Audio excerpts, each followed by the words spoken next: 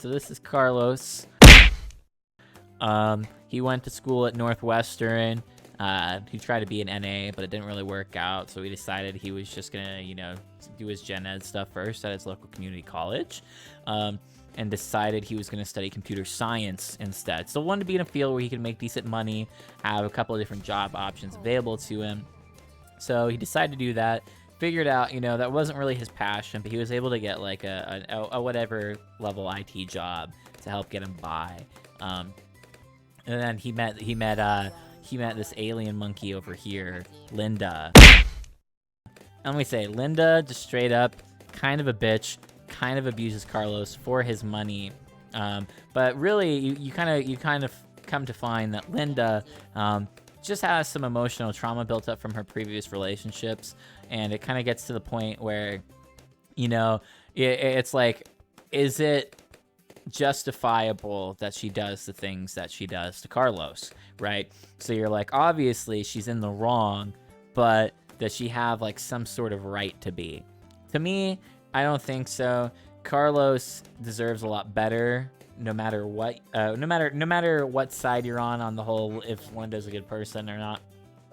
And then you got Geronimo Jr. over here, and Geronimo Jr. has always had negative feelings towards Linda, and then they just amplified even more when they got with Carlos. Geronimo Jr. has always had a thing for Carlos. Actually, when he moved from Northwestern to back over to the other went over to East Carolina U to study computer science, Geronimo Jr. actually followed over there so that they could pursue Carlos.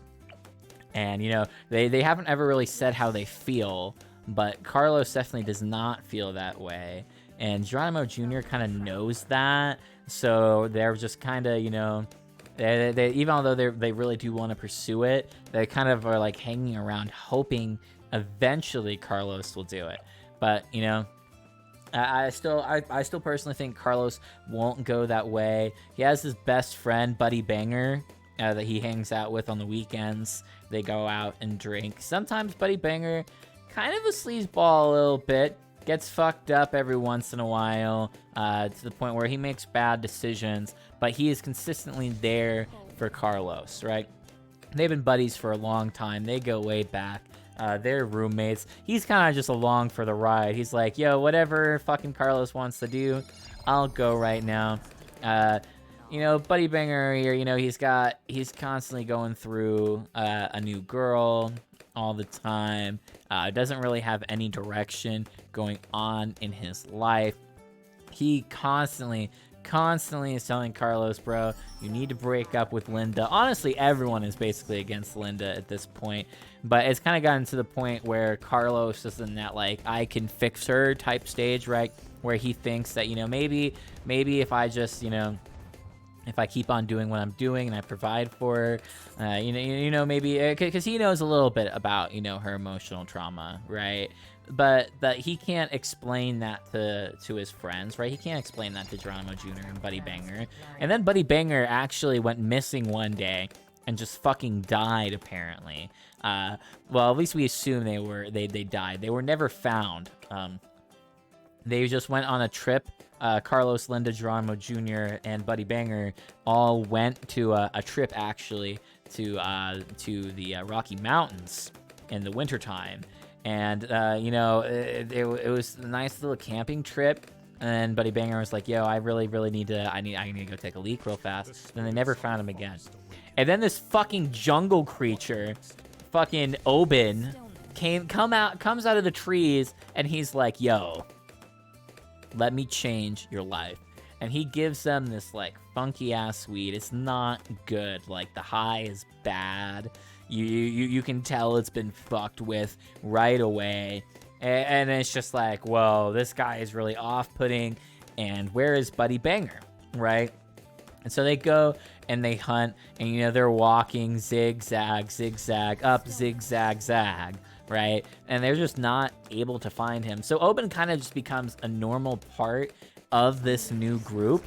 and then suddenly a fucking drop of money comes out of the sky. But Oben grabs it like the little shit he is, and then he just darts out of there. He's fucking gone. And then Tyrone just drops in out of nowhere. And people, dude, Tyrone is somebody that they've known because he works at the local Kmart, but he kind of blew up on TikTok overnight. Now he wears these like weird little like Ray glasses, thinking that he's something special because he had one TikTok blow up where he was using the same sound that most people use over and over again.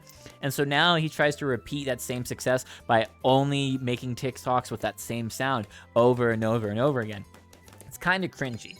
They don't know why he's out here in the middle of Kmart. Now they don't know where Buddy Banger or Oben are, right? They're just kind of confused at this point. They're thinking about starting a farm. Geronimo Jr., Linda, and Carlos, that is. You know, even although they don't really know if they trust Tyrone yet. And they decide they are not going to start a banana farm because they all agreed that they are all for one and one for all. But, you know, you can't... They can't be growing a banana farm yet. It doesn't seem right because all the other times that they hung out, they didn't start a banana farm. So why start now, right? What you just said is one of the most insanely idiotic things I have ever heard. At no point in your rambling, incoherent response were you even close to anything that could be considered a rational thought. Everyone in this room is now dumber for having listened to it.